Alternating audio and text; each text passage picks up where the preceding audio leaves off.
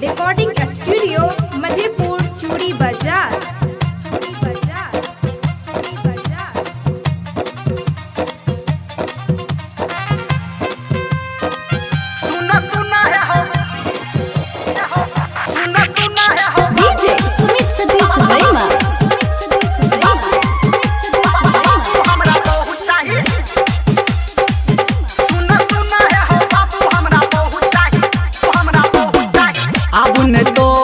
सुनब फुटानी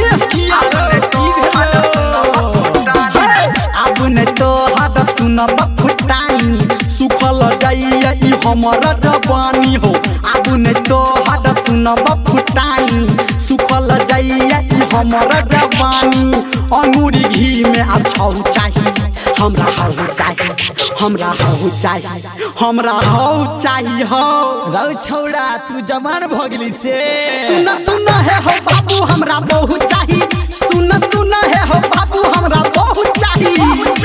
अब ने तो हद सुनब फुटानी सुखल जाइए ई हमर जवानी। अब ने तो हद सुनब फुटानी सुखल जाइए ई हमर जवानी हो। अंगूरी घी में अब छौ चाहिए हमरा हो चाहिए हमरा हो चाहिए हमरा हो चाहिए हो। अरे सार कोनो अगुआ औते तब ना। सुन सुन है हो बाबू हमरा बहुत चाहिए। सुन सुन है हो बाबू हमरा बहुत चाहिए।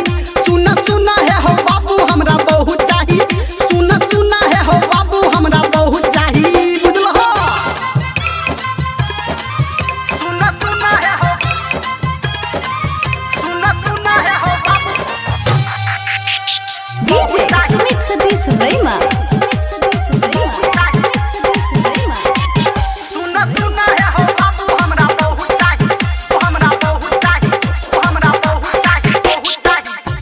अगुआ पकड़ के कोनो बात चलाबो।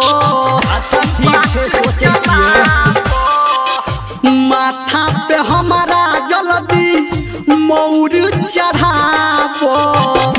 माथा पे हमारा जल्दी मौर चढ़ाबो।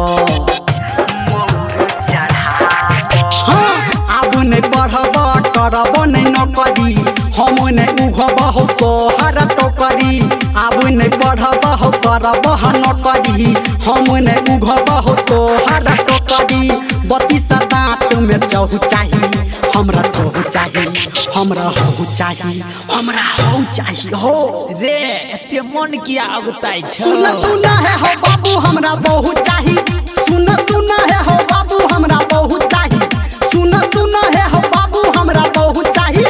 सुन सुन है हो बाबू हमरा बहुत चाहिए। सुन सुन है हो सुन सुन है हो बाबू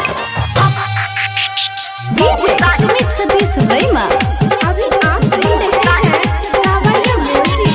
सुन सुन है हो बाबू हमरा बहुत चाहिए हमरा बहुत चाहिए हमरा बहुत चाहिए। तिलक दहेज के बाबू करो नहीं फिकीर हो। पीबो नहीं दूध हम खेब आब खीर हो। पीबो नहीं दूध हम खेब आब खीर हो। Singing by Dharmendra निरमलिया। धर्मेंद्र निरमलिया के बेरी लगब नहीं तू एना हो फेरी हो। धर्मेंद्र निरमलिया के बेरी लगब नहीं तू एना हो फेरी। संजय गौतम के संगे लहू चाहिए हमरा बहुत चाहिए हमरा हो चाहिए हमरा हो चाहिए हो बाबू। रौ कनी बर्दाश्त कर ना। सुन सुन है हो बाबू हमरा बहुत चाहिए।